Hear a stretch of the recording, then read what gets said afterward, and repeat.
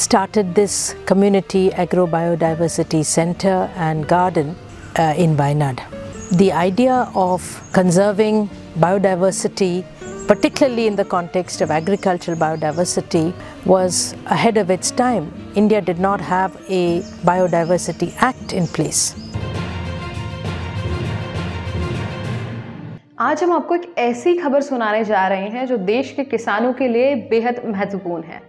आपने सुना होगा कि पंजाब, हरियाणा और अन्य राज्यों के किसान दिल्ली की ओर जा रहे हैं, लेकिन केंद्र सरकार के आदेश पर इन्हें आगे बढ़ने से रोका जा रहा है। सबसे हैरत की बात तो ये है कि इन किसानों पर ड्रोन के जरिए आंसू गैस के गोले छोड़े जा रहे हैं, रास्ते में कीलें लगाई जा रही हैं और बाकायदा कुछ इलाकों में किसानों का सहयोग न करने की नसीहत पुलिस देती नजर आ रही है।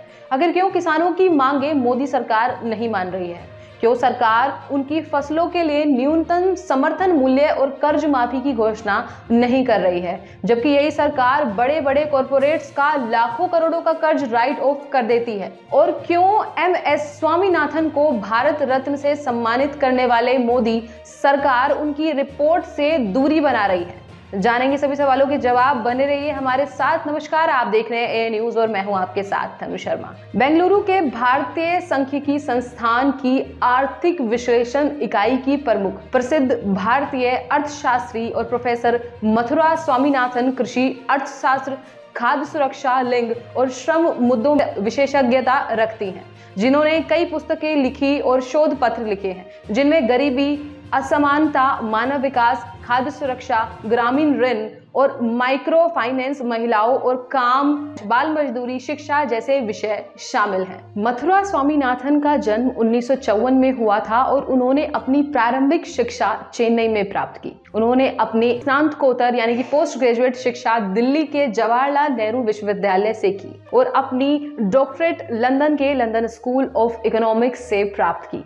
उन्होंने अपने करियर की शुरुआत एक शोध सहायक के रूप में अपने पिता के साथ की, उन्होंने कृषि और ग्रामीण विकास के क्षेत्र में रुचि जगाने में मदद की। मथुरा स्वामीनाथन ने अपने पिता के साथ कई आर्थिक और सामाजिक परियोजनाओं में भाग लिया, यहाँ तक कि जिनमें भारत के विभिन्न राज्यों में गांवों के सामाजिक आर्थिक सर्वेक्षण, खाद्य सुरक्षा और गरीबी निवारण के लिए नीतियों का विश्लेषण और खाद्य नीति के लिए एक वैज्ञानिक परामर्श समिति का गठन शामिल है। उन्होंने अपने पिता के साथ एक पुस्तक भी लिखी है जिसका शीर्षक है भारत में खाद्य सुरक्षा, चुनौतियां और अवसर। मथुरा स्वामीनाथन ने अपने पिता की विरासत को आगे बढ़ाने के लिए अपने अनुसंधान और शिक्षण के माध्यम से एक महत्वपूर्ण योगदान दिया है। उन्होंने भारत के कृषि और ग्रामीण विकास के मुद्दों पर गहन अध्ययन किया है और अपने शोधों के माध्यम से किसानों की आवाज उठाई है। उन्होंने किसानों के लिए उचित मूल्य, बाजारीकरण, बीमा, उपभोक्ता संरक्षण, खाद्य सुरक्षा और आत्मनिर्भरता जैसे महत्वपूर्ण पहलुओं पर बल दिया है। मथुरा स्वामीनाथन ने अपने पिता के जीवन और कार्य को एक प्रेरणा के रूप में लिया है और उनके साथ मिलकर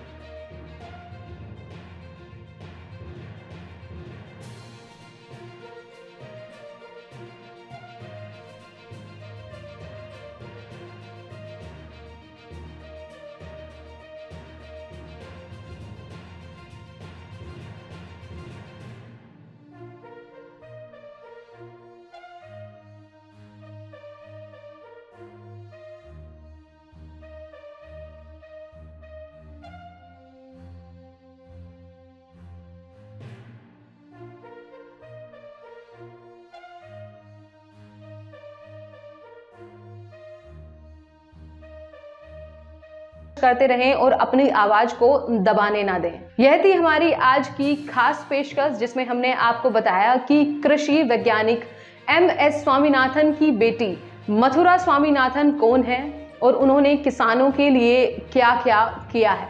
अगर आपको हमारे